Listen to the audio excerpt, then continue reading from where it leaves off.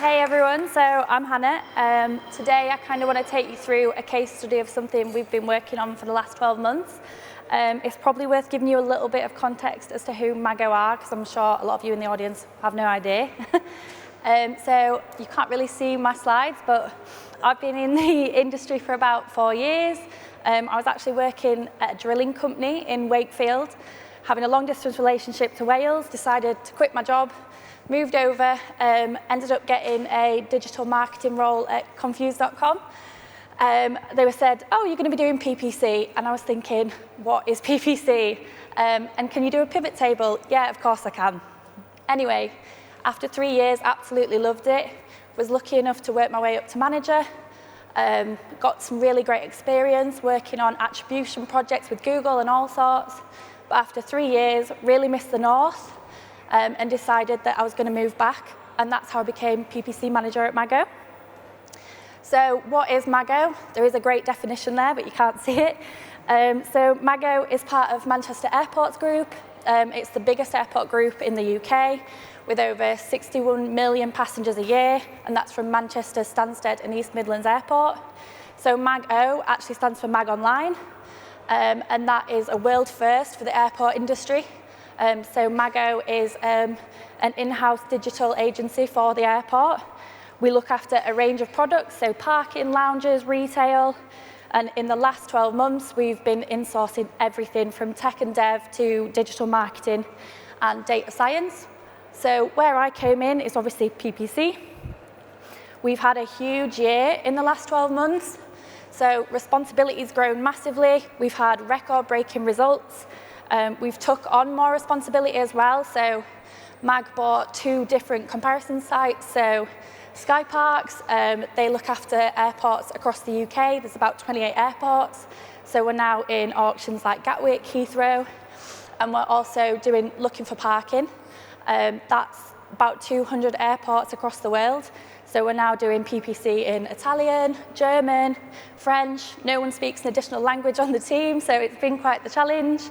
But we've had a really good year. But what I really want to focus on for this talk is basically the first account that I was looking after. So Manchester Airport Parking account, it's a fairly big account, but 60% of our revenue comes from one single keyword, and that equates to millions and millions of pounds a year. It's worth showing you an auction insight that you can't see. We're position 1, so our strategy has always been to be position 1. We're the official airport. We're selling our own on-site airport parking products. There's no reason that we shouldn't be position 1. So everyone else underneath is our competitors, but most of them are also our partners. So they are also selling our on-site parking, and we obviously give them a commission. The aim for us is to kind of get as much traffic through our official site at a lower cost of sale than it would be to pay the guys the commission, which is fairly straightforward. The only other ones in the auction are the off-site operators, but if you want to get your car ragged up the M56, that's entirely up to you. So the keyword that I want to focus on then, so we brought this in-house last April, and the first thing we thought is, why are we treating this keyword like every other when it's so big? And then how do we actually optimize it and get the best out of it? We wanted to obviously drive revenue up, bring cost of sale down, which is what everyone wants, but this had its own set of challenges. So lack of control was obviously like the overarching theme for us. And the first problem that we found is competition. We can't control what our competitors are doing. It fluctuates quite a lot, so competitors are coming up to position 2 all the time, which obviously has a huge impact on our CPCs. And we work to a blended cost of sale. So if this keyword's impacted by competition, it limits absolutely everything else that we can do on the account, which was quite a big problem for us. The next one was messaging. So there was this huge pot of people. We could see through all the different things you can do in Google that they were all performing very differently, yet we were still serving them the same ad. Obviously, you can use the if function for device and audience, but we didn't feel that it was enough. It wasn't granular enough. We couldn't test it, see what was going on. So we didn't think that was the way forward. And then the other one is overpaying for position 1. I think everyone can relate to this for their brand terms. Manchester Airport Parking is a funny one for us because obviously it's a core term for a lot of people, but it's also our brand term because we're the airport. And what we noticed is we hadn't changed the actual max CPC in a really long time. There's a big difference between us and everyone else in the auction, and we kind of wondered what we could do to hone in and drive that down but maintain our position. Again, when we were looking at demographics and audiences, we saw that the average CPC, really differed between each pot of people. So how could we kind of drill into that and work out what to do? We decided that segmentation, there is a picture of an orange here, if you can't see because of the sun, was going to be the best way forward for us. It was going to give us way more levers to pull and kind of battle all those different challenges that I've just mentioned. So just in case anyone's not sure, what is segmentation? It's the process of dividing a market of potential customers into groups or segments based on different characteristics. And the kind of ones that I identified that are available in Google, and I'm sure there's absolutely loads to be fair, is age, gender, device, audience, and location. So I think this really differs from company to company and auction to auction. It's kind of up to you, and you need to spend some time working out what segment's best for you. For us, we kind of, what's our target audience? It's anyone travelling to Manchester Airport, anyone, any gender, any device, anyone over 18 because they need to drive. And we had a look at all these different segments and found that age was the one that was really performing differently. It's the one we thought we could make the most difference to. We were really underperforming in some age groups. So we thought that was the way to go. So these are just a few of the differences that we actually saw. So we saw that click-through rate by age was really, really different. So on like the 55 to 64-year-olds, click-through rate was about 62%, whereas on the 18 to 24-year-olds, we can just see there, it was about 49%. So there was there was over a 10% difference in click-through rate. This made us realize we kind of needed to make sure our messaging was very different for each age because it obviously wasn't working for everyone. And we didn't really have an option or a way of doing that without segmentation. The next one, this is average transaction value. So again, not surprisingly, the younger demographics, like the 18 to 24s, 25 to 34s, were buying the cheaper products. Whereas the older demographics, like the 55 to 64s and the 65 plus, were buying more premium products, leaning more towards meet and greet. Again, they were seeing the exact same journey. We were telling them the same message the whole way through. Someone who wants a premium product like meet and greet isn't bothered about a 15-minute ride to the terminal and £3 parking a day. It's not what they're interested in. And then this is device. So what you see here is 18 to 24s. This is click data, by the way. We're heavily on mobile, which again, no surprise. And 55 to 64-year-olds were very evenly split. So I think desktop's about 43%. And again, they were seeing the same journey. It was obviously a very different journey for both these pots of people, but there was no way of us tailoring that with bid adjustments. We were giving all these different people that were clearly acting very differently the same device bid adjustments, so it didn't make much sense. So what we did is we split that out for our core campaign. So this is basically just how we did it. So Manchester Airport Parking keyword is in its own single campaign. And what we did is we created 6 duplicate ad groups with the same keyword in, same ads, same bid, same landing page, and then went into each group and excluded all the different ages. So then, like on this one, age 18 to 24, it was only 18 to 24s going through there. You also need to keep an unknown group. So our Manchester Airport Parking group was our unknown group because obviously Google can't define everybody's age, so you need a pot for those people. We kept that group as well because obviously you don't want to get rid of your historic data for your core keyword. And that's exactly how you do it. And then I would just suggest to let it run for about 2 weeks. It takes a while for all the traffic to start filtering through to the different groups. And what we saw straight away was a complete different strategy. We needed to change everything about the way we treated that keyword. So we went from having 1 core keyword to 7, and they were all treated completely differently. So this is a graph of our CPCs, and what you can see is they're actually really, really different.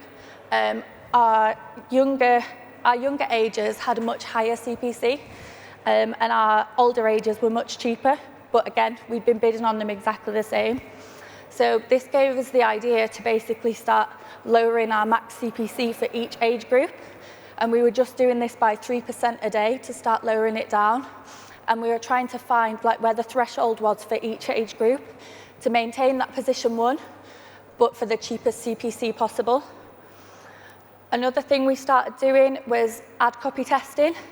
So as I mentioned, the CTRs were very, very different. And what we started doing is we tried to make sure we were testing based on the data that we were seeing.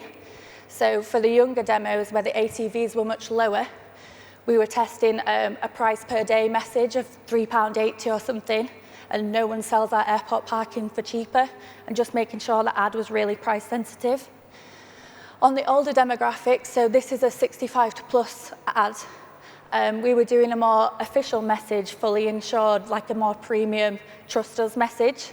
And what we've been doing is just constantly testing across each age group to find out what the best USPs are for each of those ages. And these are the results, but I'm not sure you're going to be able to see them. So this is click-through rate. So we've seen an 11% increase on click-through rate year on year. When you think that the click-through rate was already about 45% and the volume's really high on this keyword, that's a huge amount to increase by, and it drives a lot more clicks.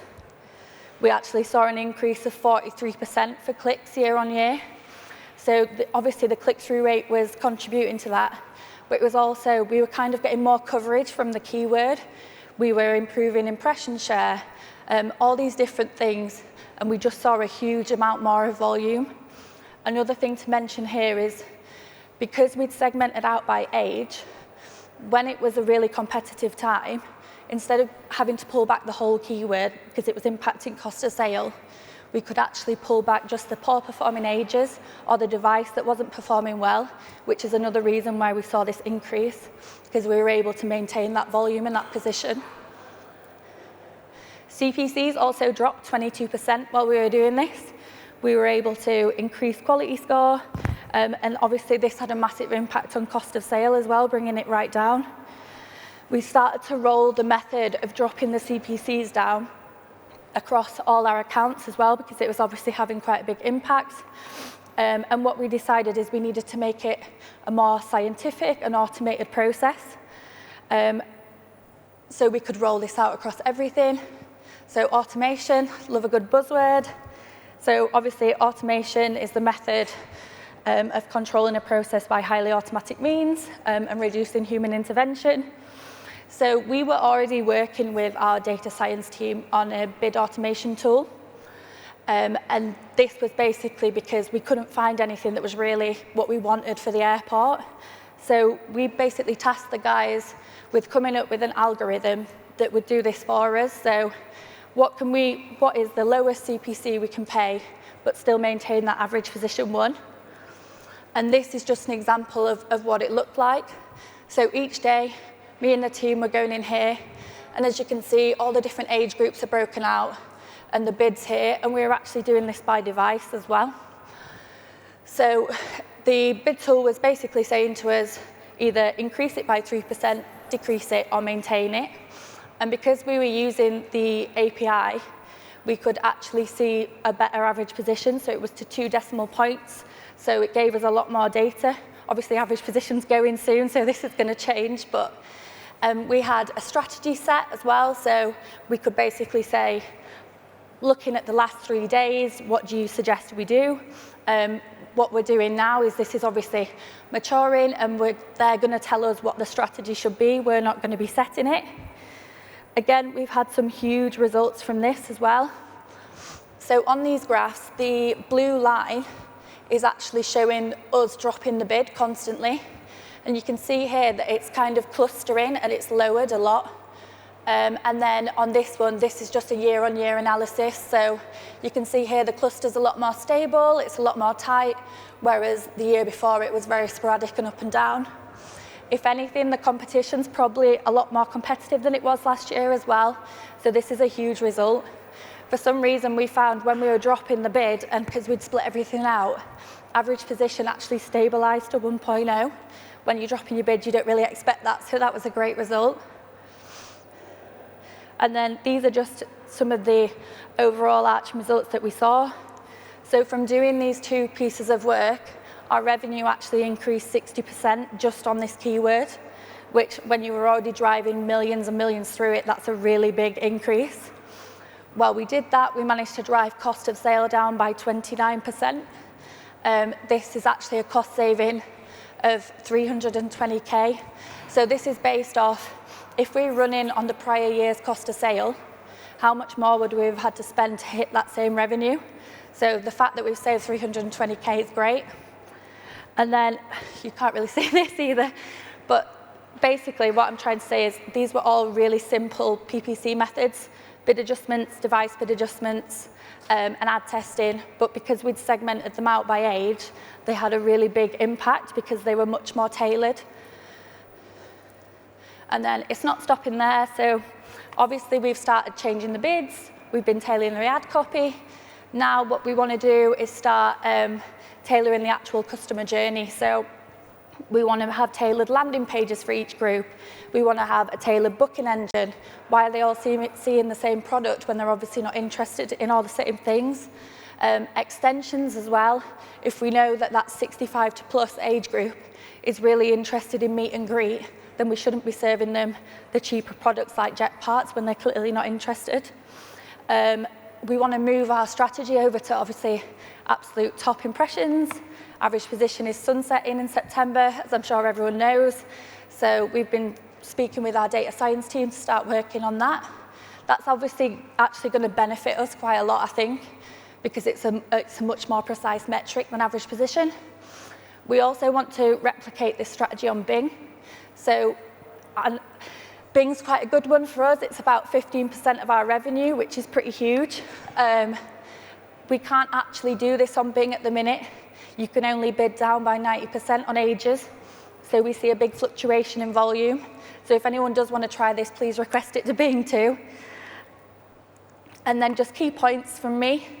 So segmentation is a great way of gaining control. It's suitable for any size business. For small businesses, it's a really good way of getting down to your target audience and really concentrating on those people. For medium to larger customers, it's a much better way of controlling your CPA and pulling down your costs.